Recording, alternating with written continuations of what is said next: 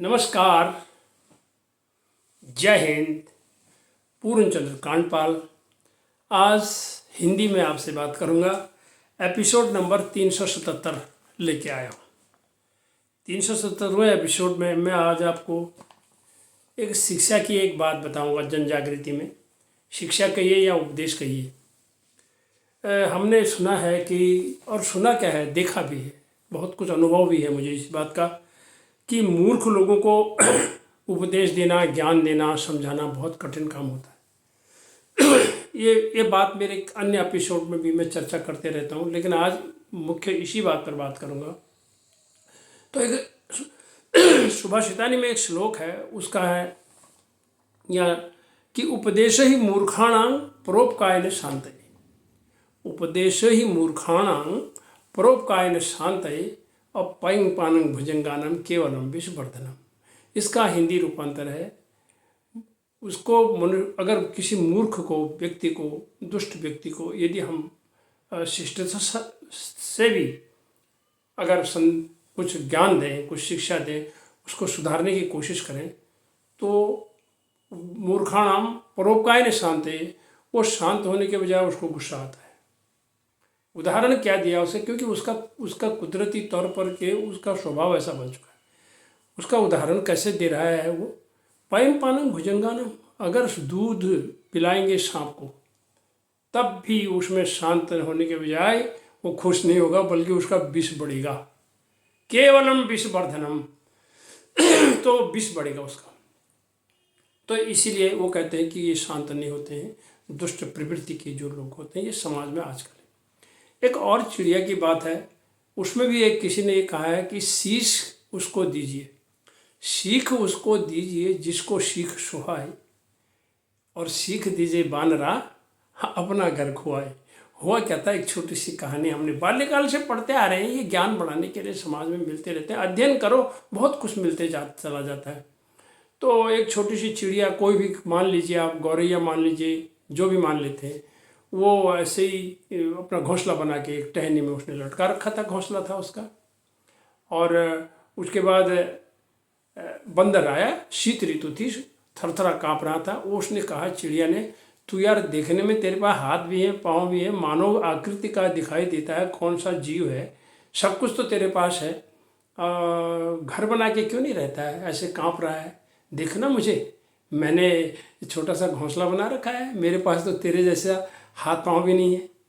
ऐसा उससे कहा कि तू भी अपना घर बना के रहा कर, ऐसे ही आवारा मत घुमा कर। इतने में उसको गुस्सा है, उनका अच्छा मुझे ज्ञान देती है, और उसने टहनी तोड़ी और उसका घोंसला बर्बाद कर दिया।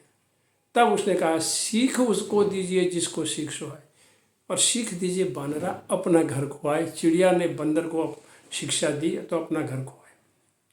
तो दूसरे शब्दों में मैं ये कहना चाहता हूँ, हम समाज में जब कोई काम करने लगते हैं तो अड़चने आती हैं, हमें दुखी करने वाले लोग भी मिलते हैं, हमारे लिए समस्या खड़ी कर देते हैं। कहीं भी आप ऐसा काम करिए। मैं आपको एक उदाहरण देता हूँ।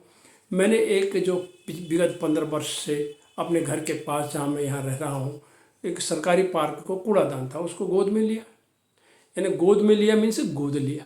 तो पौधे लगाए, सफाई करी, कूड़े के लिए लोगों को रोका, उस पर सुबह शाम दोपहर नज़र रखना, टाइम, क्योंकि घर के पास ही था। पार्क सही हो गया, तो जब सही हो गया, घास वास ठीक ठाक था, अब एक दादा टाइप का व्यक्ति अपना कुत्ता लेके आया घुमाने के लिए। हमने उनसे कहा आप कुत्ते को इसमें पोटी कराते हो, घुमाते हो, ये कुत्ता पार्क नहीं है, इसको ये सब गड़बड़ होता है, कृपया इधर न लाए। और वो जबकि यहाँ रहने वाला भी नहीं था, दूसरी जगह से आता था। जब ये हुआ तो मैं उनको समझाने लगा। उसके बाद वो बात बढ़ गई, वो गुस्से में आ गया, उसने घर फ़ोन किया, अपने परिवार के 2-3 बेटों को बुलाया, और मुझे वो धमकाने, डराने के बाद मारने की हरकत करने लगा। इसके बाद सबसे बड़ी ताज्जुब तो ये हुई, जब मैं उससे बात कर रहा था तो लोग मुझे देख रहे थे अपने घरों से, पर्दा उठा के दरवाजे के पीछे से देख रहे थे, लेकिन किसी ने बीच में ये नहीं कहा, किसी ने मेरा पक्ष नहीं लिया कि यार ये आदमी तो हम सबके लिए करता है ये पार्क को, और ये इसको हम रोकें। बहरहाल मैं किसी तरह से वहाँ से अपना निकल आया। मुझे मालूम था ऐसे व्यक्ति से बात करना अनुचित नहीं। मैंने लिखित में उसकी रिपोर्ट RWA में कर दी। RWA ने मुद्दा उठाया, पुलिस में दे दिया। पुलिस में जाके मेरे से कहा भाई चलो, मैं भी गया। वहाँ जाके बहुत बातें होने के बाद आखिरी में ये हुआ, उस आदमी ने लिखित में माफ़ी मांगी और पार्क में आना बंद कर दिया। ये उसका रिजल्ट निकला। तो अब सवाल यही आता है, यदि हम उसको कहते, आज भी ये पार्क आप पिछले 15 साल से जिसको हम कर रहे हैं, सब उसका आनंद लेते हैं। कोरोना के दौर में सबसे अधिक ऑक्सीजन इसी से मिली है यहाँ पर। और आज भी उसमें ऐसी बात नहीं, आवारा कुत्ते और पालतू कुत्ते घुमाने वाले आते हैं, लेकिन कितना कहें लोगों से, लेकिन लोग मानते नहीं हैं। फिर भी हम लोगों से इतना कहना ज़रूर चाहते हैं कि इस समाज में बुरे आदमियों की संख्या बड़ी नहीं है, दुष्ट आदमियों की संख्या बड़ी नहीं है, बल्कि संख्या बढ़ गई मुंह बंद करके रहने वालों की, तमाशबीनों की संख्या बढ़ गई, चुपचाप देखने वालों की संख्या बढ़ गई। अरे मुंह खोलो, बेझिझक होके खोलो, शिष्टता से खोलो, भाई तुम गलत काम मत करो, सरकारी प्रॉपर्टी का नुकसान होता है। कोई भी गलत काम आप देखते हैं तो मनुष्य को जिंदी लाश बनकर, तमाशबीन बनकर रहना नहीं चाहिए।